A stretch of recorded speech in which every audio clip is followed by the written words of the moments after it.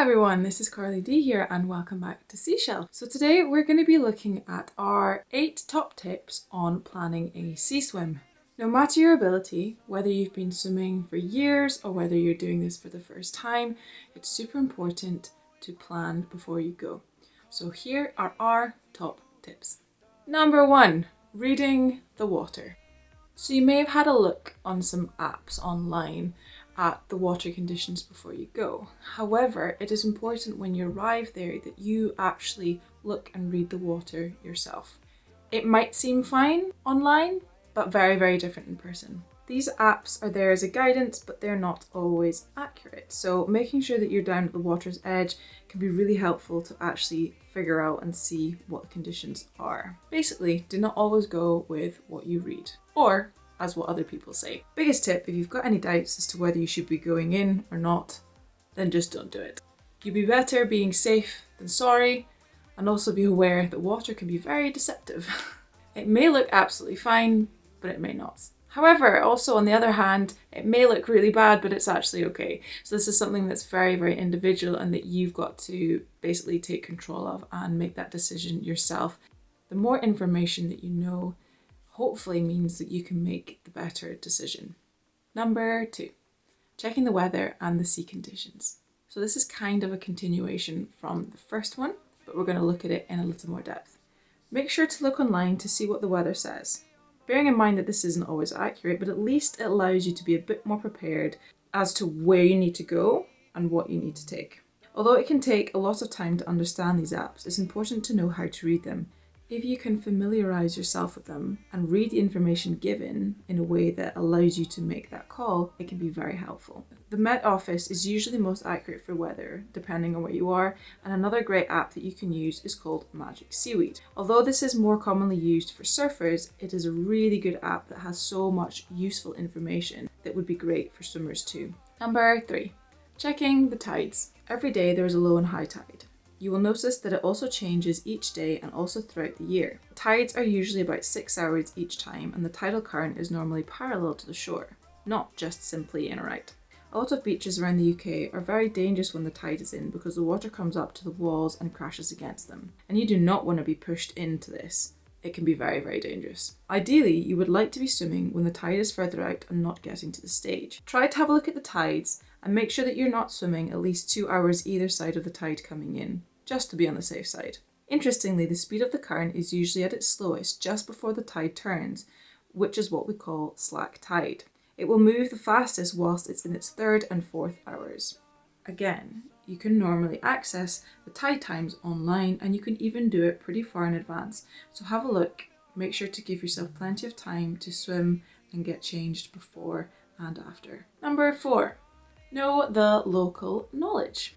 Even if you are from the area and you're about to swim, but you've never been there before, you'll soon realise that there's a lot to learn about the water and its surroundings. I would strongly suggest speaking to locals, local swimmers, people who do water sports, fishermen, and even visit the beach at low tide to see if there are any rocks, boats, posts, or anything dangerous or worth knowing about. The more that you know, the better chance that you're able to be safe and relaxed whilst you're in the water. This also allows you to be a bit more confident when it comes to making decisions if things do go wrong. Number 5. This one is checking the wind with the tides. Slightly different to what we spoke about before, so we're going to have a look at it. Just because it's windy, it doesn't necessarily mean that it's going to be wavy. However, it's more common than not. What is also worth knowing is that if you head out and there's very little wind, the waves could be huge. So again, head to Magic Seaweed to have a look at the waves and see how high they're expected to be. Whilst you're swimming to your destination, whether it's to go out to where you're wanting to get to or whether you're coming back to where your clothes are, you might get panicked when it's wavy and you cannot see where you are. So it's important to have objects or destinations that you can see when you're in the water, whether it's a lighthouse or whether it's buildings that are taller so that you know where you are relative to you being in the water. Many people actually really enjoy being in the waves as it's a lot of fun to play in them and it's a challenge. For some, it's no issue, but it's better to be careful.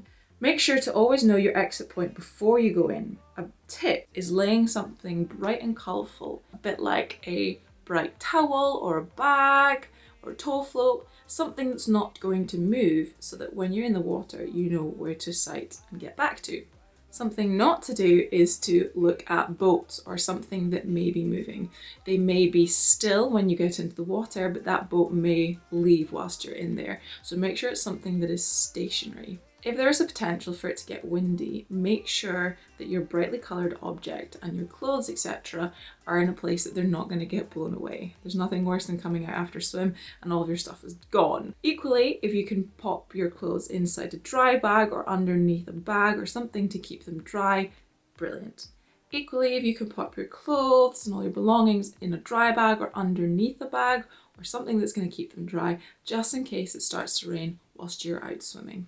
Number 6, get your gear ready. Especially in the winter time or when you've been out in really cold water, there's nothing worse than coming back and having to search around for what you need or figuring out that you don't actually have it with you. So make sure that you pack and have everything in a way, in a system that works for you. I would recommend having a checklist that you make sure that you've got before you leave.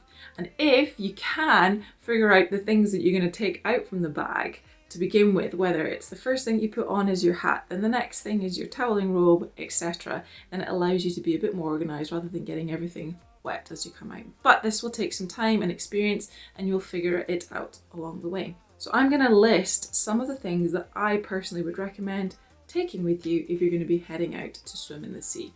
Swimming suit, a wetsuit, gloves, boots, a cap, goggles, a toweling robe, changing robe, beanie, joggers, dry bag, warm gloves, fluffy socks, easy to get on shoes, a hot drink in a flask, a hot water bottle, and snacks to have afterwards. Number 7 is bring a friend. The last thing that you want to do, especially if you're going for the first time, is go alone. I would always recommend having somebody with you, even if you are an experienced swimmer, because at the end of the day, you have no idea what could potentially happen. Even if they're not in the water with you, they're on the sideline watching from a distance. If you know somebody or have friends that live in the area, or even if they don't live in the area, it's a really good idea to let them know if you're going by yourself or even if you're going with a couple of other people so that they know that you're there. They can check up on you or you can let them know when you're home and safe. If you have a friend with you, you can also discuss with them what and how you're going to get nice and cozy when you come out of the water. They might be able to help you or have the car nice and hot or have a drink ready for you so that things can feel a little bit easier when you get out of that cold swim. Number 8 is get some indoor swimming coaching. So there's no denying that if you want to become stronger swimming outdoors, you should probably get some swim coaching indoors. Swimming inside allows you to be in a safer environment and work through technique with a coach who is able to give you that one-to-one interaction that you are going to need to improve your stroke as an individual. Building up your stroke indoors is going to give you a lot more confidence when it comes to being outside. Yes, there is a big difference swimming indoors and outdoors, but you can practice these techniques indoors to take them out. At the end of the day, we want to be safe and efficient when we're in the water. So practicing this can only be a positive thing. So get in contact with a coach, do a couple of lessons, see whether you can get that progression going, and then bring it to the open water as well. And you'll feel such an amazing difference in your confidence and your ability to swim out in the sea. Just to finish off is have fun. At the end of the day, yes, there's a lot that we've got to look at in regards to safety, but the main thing is go out, enjoy, and have fun. Thank you guys so much for watching. This was another tip video. Have a look at our other videos that are listed in all our different playlists. Follow us along on all of our social medias. Come along to some of our meetups. We look forward to seeing you at the next one. Have a great day. Take care.